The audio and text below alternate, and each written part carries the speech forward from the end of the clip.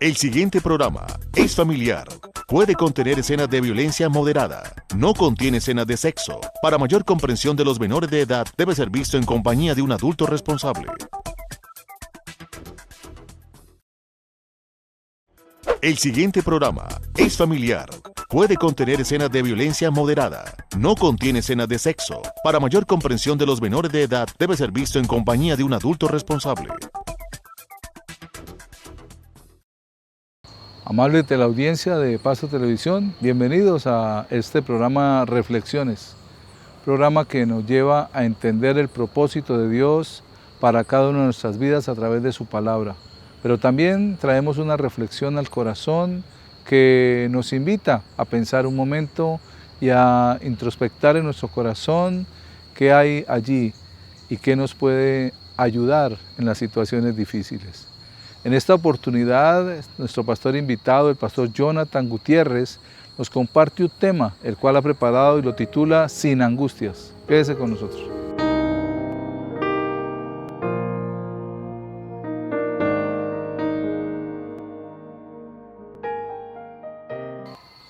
Quiero que me acompañen a un sentimiento, un sentir o una problemática que es sentirse acorralado, que es sentirse encerrado, ¿sí? Eso tiene que ver con la angustia. Y un personaje que nos ayuda para ver las dinámicas de la angustia tiene que ver con David. El primer libro de Samuel, capítulo 23, nos va a hablar de una historia muy bonita de David y de cómo él enfrenta el tema de la angustia. Si tú ves el texto, David va a un pueblo llamado Keilah, Saúl lo persigue, huye al desierto de Sif y Saúl lo aparece allí persiguiéndole. Se esconde en los cerros, Saúl lo busca. Es una persecución. De hecho, Saúl tiene, para mí, un asesino, un sicario contratado para atrapar a David. Saúl está fuera de casillas, ha perdido toda razón, es un rey loco y David ahora está siendo perseguido, se siente encerrado. Y de hecho, en ese contexto es que él compone el Salmo 54. Miren lo que dice el Salmo 54. Sálvame, oh Dios, por tu nombre. Defiéndeme con tu poder. Escucha mi oración.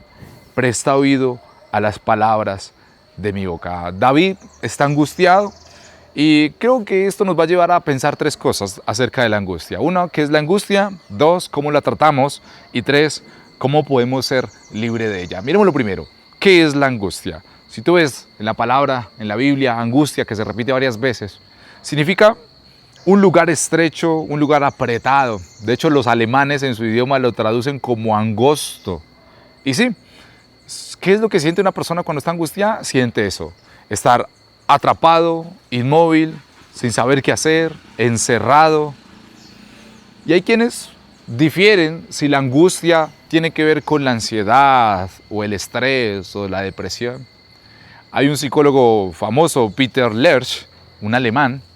Él clasifica la angustia por lo menos en tres cosas. Uno, la angustia vital. Cuando él habla de la angustia vital, habla de esa opresión en el pecho, esa dificultad para respirar. Él también habla de la angustia existencial, es sentirse vacío, sin sentido, como solo en el universo, como lanzado al universo y se siente como un vértigo. Y él también habla de una angustia intrapsíquica, que es cuando nuestros pensamientos no tienen nada que ver con nuestros sentimientos y nuestros sentimientos y emociones están fuera de control de nuestros pensamientos, todo se vuelve un desorden. De allí que muchos preguntan si la angustia es mala, es pecado, es normal, y algunos normalizan la angustia, pero para los cristianos la angustia no es normal. Hay gente que piensa de que como todos los seres humanos sentimos angustia, entonces es normal sentir angustia, pero los cristianos no vamos hacia allá. ¿Por qué? Porque nosotros como cristianos vivimos en una creación que fue perfecta, que fue buena. Dios nos hizo perfectos, nos hizo buenos en el Edén, un lugar espacioso, un lugar bello. No estábamos encerrados allí. ¿Pero qué fue lo mal? El día que nosotros declaramos nuestra independencia, el querer ya no depender de Dios, el querer estar solos, el querer defendernos nosotros solos. Y sabe, ahí es cuando la angustia viene, cuando perdemos el control de nosotros mismos, cuando perdemos el control de nuestro futuro, del tiempo, cuando la vida nos da un golpe en el estómago y nos dice, hay cosas que tú no tienes el control. Ahí vienen las angustias. Nos sentimos acorralados. Definitivamente, sentir angustia no es pecado. La Biblia no te va a decir eso. Sentir angustia, de hecho David siente angustia, de hecho Jesucristo en el Getsemaní lo vemos angustiado. En ese sentido, la angustia no es pecado. Pero el pecado no está en sentir angustia, sino en creer que Dios no es bueno, es no creer de que Dios es justo y que nos puede sacar de ella.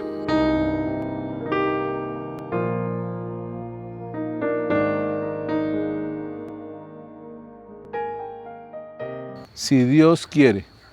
Cuenta la historia que un hombre que tenía dinero salió una mañana de su casa y los bolsillos se le veían rebosantes. Y caminaba por el barrio cuando se encontró a dos amigos que eran temerosos de Dios. Y ellos le dicen, ¡ole amigo! ¿Cómo está? Dijo, bien, bien, bien, voy de afán. ¿Y eso para dónde va? Le preguntaron sus amigos. Dijo, voy a comprar ganado. Y ellos le dijeron, si Dios quiere. Él se devolvió y dijo, ¿cómo que si Dios quiere? Si yo aquí tengo mi dinero, si esta plata yo la conseguí, si yo soy el propietario de este dinero, pues voy para allá. ¿Cómo así que si Dios quiere?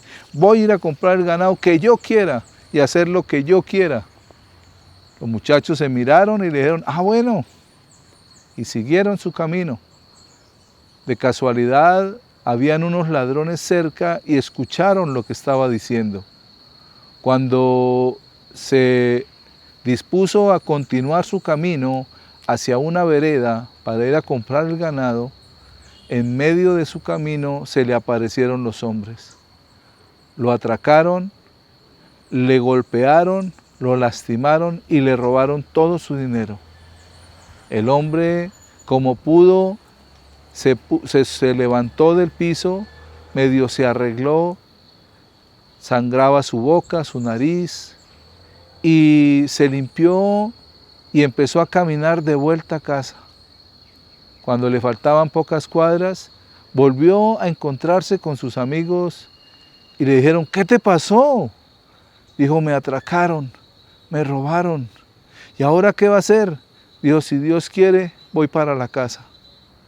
A veces las lecciones las aprendemos a la fuerza. La voluntad de Dios está por encima de la de nosotros y en muchas oportunidades necesitamos, y no por decirlo que muchas, sino en todas nuestras oportunidades, poner nuestra confianza en Dios, poner en Él todos nuestros pasos, nuestro caminar, aún nuestros negocios, y saber que Él es el que nos guía, en todo momento nos guarda y nos protege. La palabra nos dice en el libro de Proverbios, en el capítulo 16, en el versículo 9, en la versión Nueva Traducción Viviente, podemos hacer nuestros planes, pero el Señor determina nuestros pasos. Muchos planes hay en nuestro corazón, pero cuando los ponemos delante de Dios, Él determinará hacia dónde debemos ir. Reflexionemos.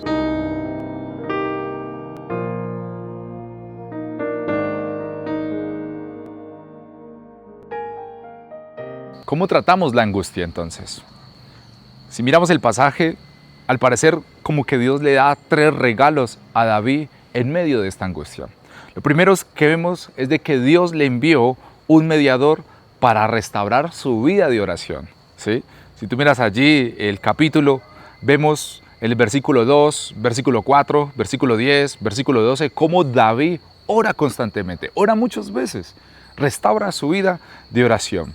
Ahora, en ese entonces, la forma de comunicarnos con Dios era a través de un mediador, de un sumo sacerdote. Pero si tú ves el capítulo anterior, Saúl ha acabado con todos los sacerdotes. Solamente quedó uno, Abiatar, y es el que Dios envió a David para restaurar su vida de oración. En otras palabras, lo que nos está diciendo en momentos de angustia es de que Dios envía a estos mediadores para ayudarnos a reenfocarnos en Dios. Y posiblemente tú digas, yo no tengo un mediador, no tengo alguien que me ayude en momentos de angustia. Pablo a Timoteo le dice, hay un solo mediador entre Dios y los hombres, Jesucristo hombre. Así que en los tiempos de angustia, Jesús termina siendo tu aviatar, tu sumo sacerdote a quien Dios envió para restaurar tu vida de oración.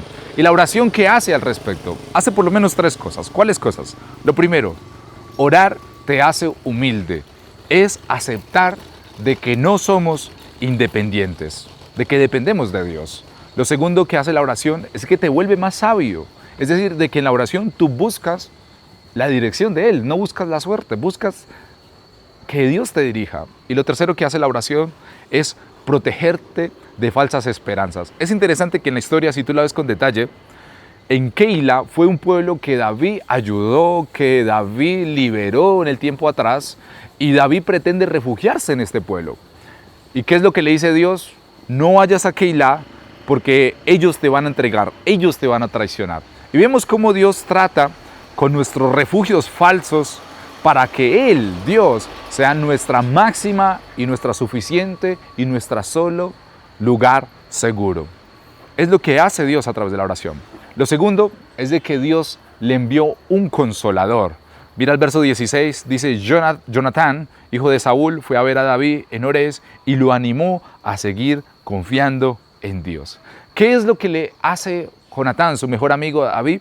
Lo primero es recordarle que el mal no es tan poderoso como Dios. Es lo que hace, le dice, no tengas miedo, mi padre no te atrapará. Lo segundo que hace es recordarle la sustitución, la salvación.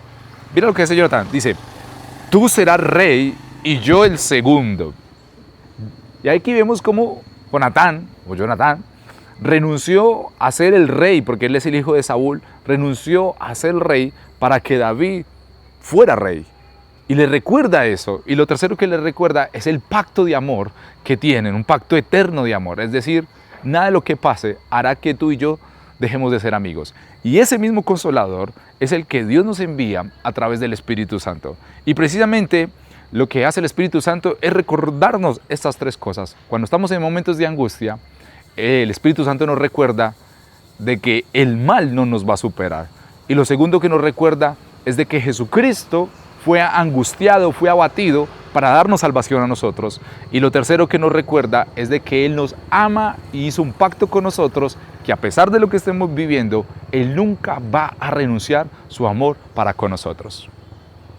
Y lo tercero que Dios le dio a David momentos de angustia fue que le envió un mensaje salvador.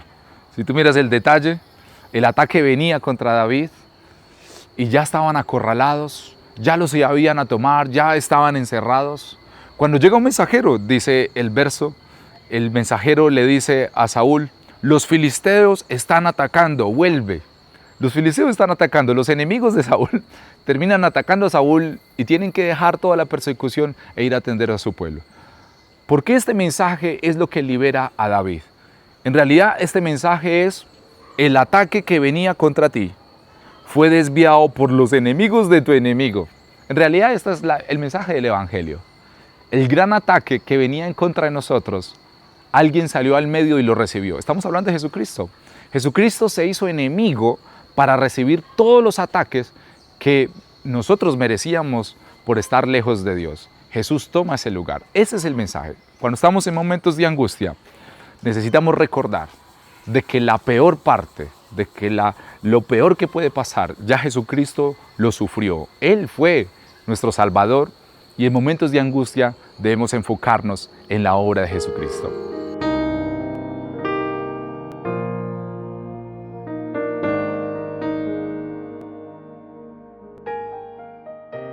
Con el tema que nos comparte el pastor Jonathan, podemos entender que la angustia puede estar en cualquiera de nosotros.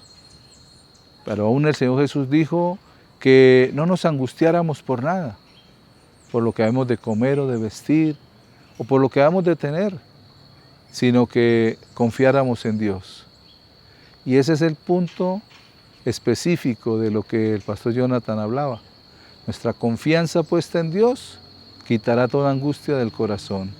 Cuando Jesús estuvo en el Getsemaní dice que estaba angustiado hasta la muerte.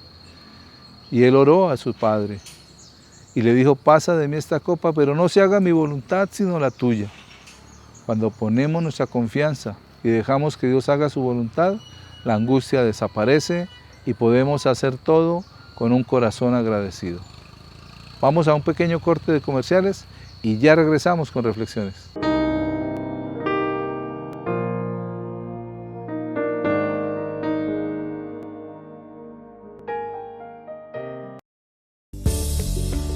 Paso Televisión invita a todos los delegados habilitados a participar en la 38ª Asamblea General Ordinaria de Delegados de Paso Televisión, que se realizará el próximo sábado 14 de marzo de 2026 desde las 9 de la mañana en las instalaciones de Paso Televisión, ubicada en la carrera 15 número 1821. Transmisión en vivo por nuestro sistema de televisión. Señor delegado, recuerde que con su participación contribuye al fortalecimiento de nuestra empresa. Paso Televisión es imagen de lo nuestro.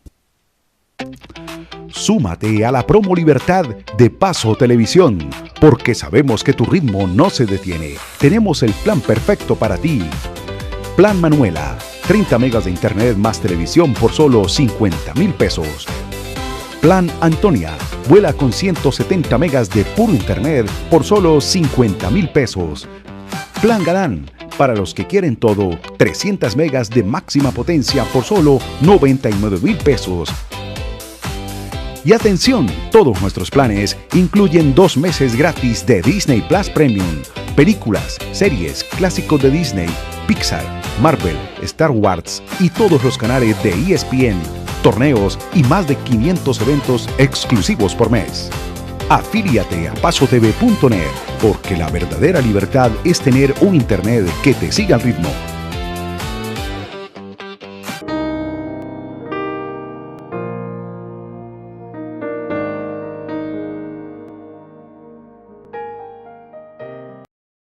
Continuando con nuestro programa, en esta oportunidad el tema que quiero compartir con ustedes lo he titulado Hablando Bien.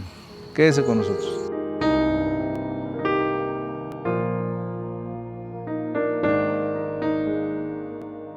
Pareciera que por naturaleza el ser humano le gusta o se deleita hablando mal, diciendo de pronto cosas malas, aún chistes de maldad y también palabras groseras o palabras que no son muy buenas al oído de mucha gente.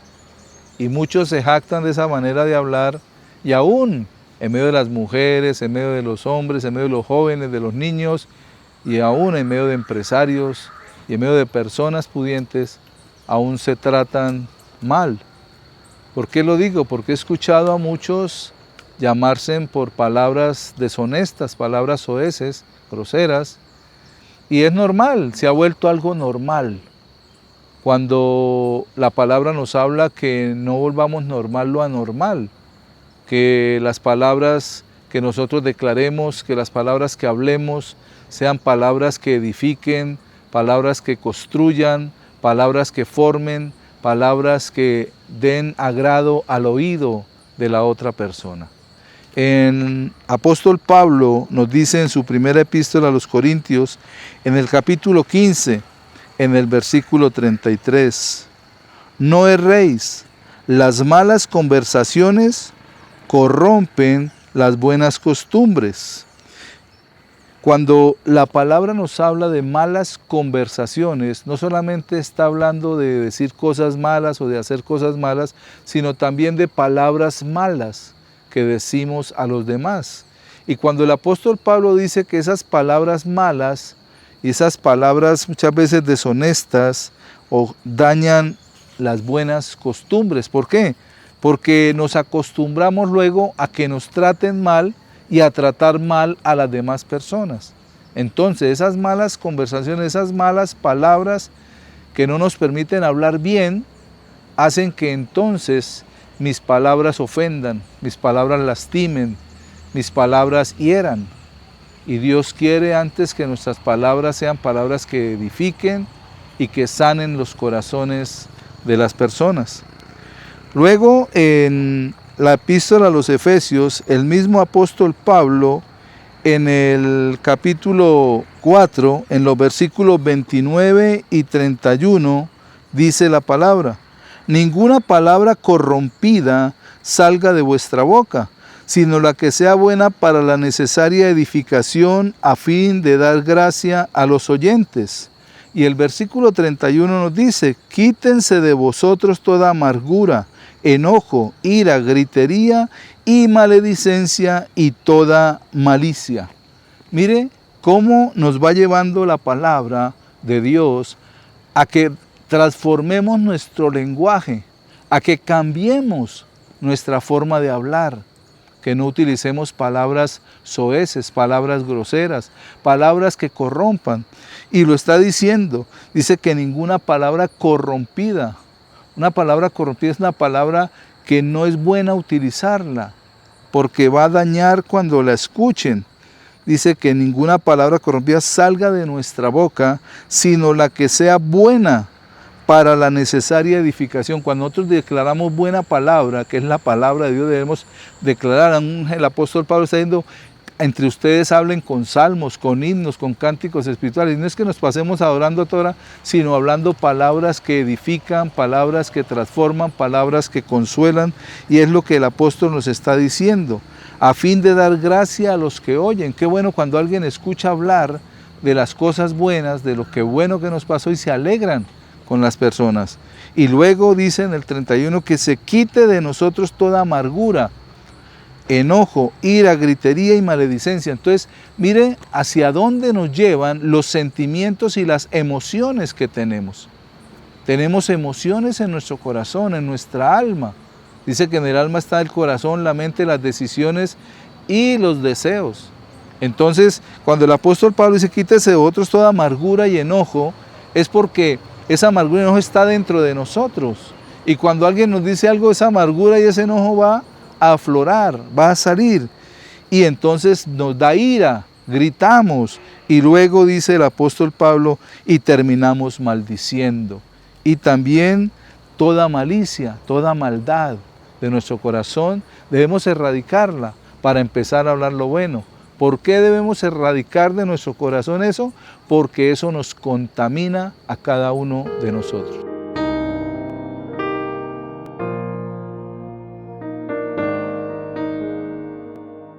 El ansioso siervo. Cuenta la historia, quizás una historia como budista por allá de otras religiones. Y cuenta que un rey miraba por su ventana y ya estaba cansado de ver el mismo paisaje. Y se dio cuenta de que su paisaje no tenía ninguna flor, que no tenía ninguna belleza. Y contrató un jardinero. Y ese jardinero hizo un gran jardín inmenso, con muchas flores. Y en la mitad colocó un árbol de cerezo hermoso. Cuando el rey se asomaba, veía este gran paisaje. Pero se dio cuenta en los días siguientes que las flores estaban maltratadas, que el cerezo estaba incompleto, de que todo estaba vuelto desorden, y llamó al jardinero para saber qué es lo que había pasado, pedir una garantía de su jardín. Resulta que el jardinero preguntaba: ¿pero qué está pasando? ¿Qué animal? Y decidió quedarse una noche para vigilar quién era el que estaba dañando el jardín. Se dio cuenta que era un ciervo, un ciervo que se venía despacio y mientras se dirigía al cerezo pisaba todas las flores, y era el responsable de todo ese desastre, claramente. Este jardinero tenía que tener una estrategia de atrapar el ciervo, pero el ciervo, apenas él se lanzaba para atrapar el ciervo es más rápido, claramente, y se volaba. Entonces tuvo una estrategia. Empezó a dejarle galletitas en el camino y el ciervo empezó a comer galletas. Se dio cuenta que lo dulce atraía al ciervo y entonces le dejó galletas con miel. Y el ciervo entonces ya no iba de noche, sino que ya iba de día. Ya era más constante yendo a comer la miel o yendo a comer las galletas. Hasta que un día el ciervo vio un gran tumulto de galletas y miel y empezó a comer y de repente quedó tras las rejas. Era una trampa, quedó encerrado. Lo atraparon. La pregunta es: ¿quién terminó encerrando al ciervo? Y vemos que en el tema quien terminó encerrando al siervo no fue el jardinero, sino los deseos incontrolables del siervo. Claramente los deseos, por más dulce, por más galletas, terminaron llevándolo a estar encerrado, a estar angustiado. Y esto es lo que nos dice la palabra del Señor. Jesús nos dice, mira, no se preocupen por la comida, por lo que vestía, por el mañana, por esto.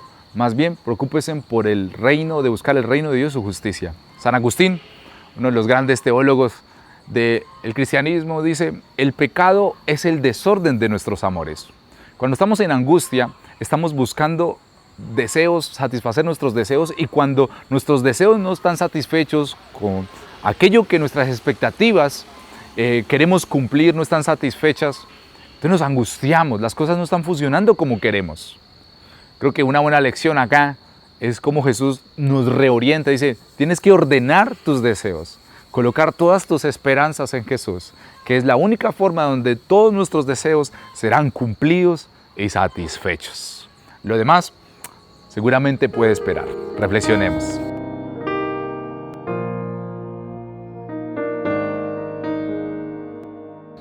El apóstol Pablo nos está hablando de sacar de nuestro interior, de nuestro corazón, todo aquello que nos contamina, todo aquello que hace que nuestro corazón se llene de amargura. Entonces debemos pedirle perdón a Dios si somos personas que nos airamos fácilmente.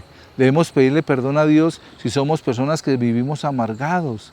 Dice que la amargura es una raíz que contamina todo el cuerpo. Entonces cuando sacamos esto de nuestro corazón, pues vamos a hablar de una manera mejor. Vamos a hablar palabra buena, palabra que edifique, palabra que transforme para bien a las personas. En el Evangelio según San Lucas, en el capítulo 6, en el verso 45 dice, el hombre bueno del buen tesoro de su corazón saca lo bueno, y el hombre malo del mal tesoro de su corazón saca lo malo, porque de la abundancia del corazón habla la boca. Por eso les decía, amables televidentes, que debemos sanar nuestro corazón. Toda ira, toda maledicencia, todo eso está dentro de nosotros. Y solamente una chispa que alguien produzca en nosotros por un error, por una falla, va a brotar por nuestra boca un cúmulo de palabras deshonestas, de palabras vulgares. ¿Y por qué? Porque eso está guardado en el corazón. Por eso dice la palabra que el hombre bueno del buen tesoro saca lo bueno, pero el hombre malo del mal tesoro saca lo malo. Entonces, en nuestro corazón hay un tesoro de palabras y de frases que podemos declarar. Y muchas veces hay personas que quieren que cada uno de nosotros saquemos lo malo que hay en el corazón. Pero muchos se ven aún de pronto llamados, ¿sí? o tal vez impulsados a declarar cosas malas, a declarar cosas que perjudiquen, que lastimen al otro. ¿Para qué? Para sacar la ira, para sacar el enojo que hay en esa persona. Pero la palabra dice, porque de la abundancia del corazón habla la boca. Entonces, si uno no se deja contaminar, habla uno palabra buena. Si a mí me pegan por una mejilla, dijo yo ponga la otra. Si me insultan, pues yo no voy a contestar con lo mismo, sino voy a hablar de una manera tranquila y de una manera que la otra persona, en lugar de ser maltratada, sea edificada. Todo esto lo produce ¿qué? El poder acercarnos a Jesús, el poder poner nuestro corazón cada mañana, cada día delante de Él y permitir que Él limpie nuestra vida, que Él transforme nuestro corazón y que Él pueda obrar en nosotros para bien. La palabra nos dice en el libro de Proverbios, en el capítulo 18, en el versículo 20 y 21. Dice 18, 20, 21 de Proverbios. Del fruto de la boca del hombre se llenará su vientre, se saciará del producto de sus labios. La muerte y la vida están en el poder de la lengua, y el que la ama comerá de sus frutos.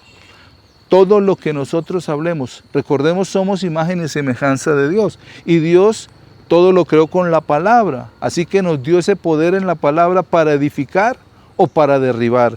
Y cuando el proverbio nos dice, del fruto de la boca del hombre se llenará su vientre, no está diciendo que lo que hablemos será comida, pero sí eso va a dañar a la persona o a favorecerla. Del fruto de nuestra boca. ¿Y qué decía el Señor en Lucas? decía que de la abundancia del corazón habla la boca. Entonces nosotros necesitamos, como dice la palabra, que tengamos buenas expresiones, buenas palabras, para que nos saciemos del buen fruto de nuestros labios. Y luego dice, la muerte y la vida están en el poder de la lengua y el que la ama comerá de sus frutos. Tenemos poder para declarar lo bueno o lo malo, para bendecir o para maldecir, para edificar o para destruir. Todo depende de lo que nosotros digamos o hablemos. Y en Colosenses capítulo 4, versículo 6, dice la palabra del Señor: sea vuestra palabra siempre con gracia, sazonada con sal, para que sepáis cómo debéis responder a cada uno. Que nuestras palabras no tengan amargura, odio ni enojo, sino más bien sabiduría, gracia y favor para con los demás.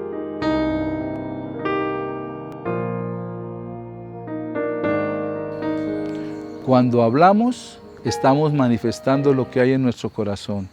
Por eso cada día pongamos nuestro corazón delante del Señor y digámosle: limpia nuestro corazón y llena mi corazón de buenos frutos, de paz, de gozo, de benignidad, de bondad, de mansedumbre, de templanza, para que cuando salgamos con las demás personas a encontrarnos, podamos hablar lo bueno, lo que edifica y lo que transforma para bien.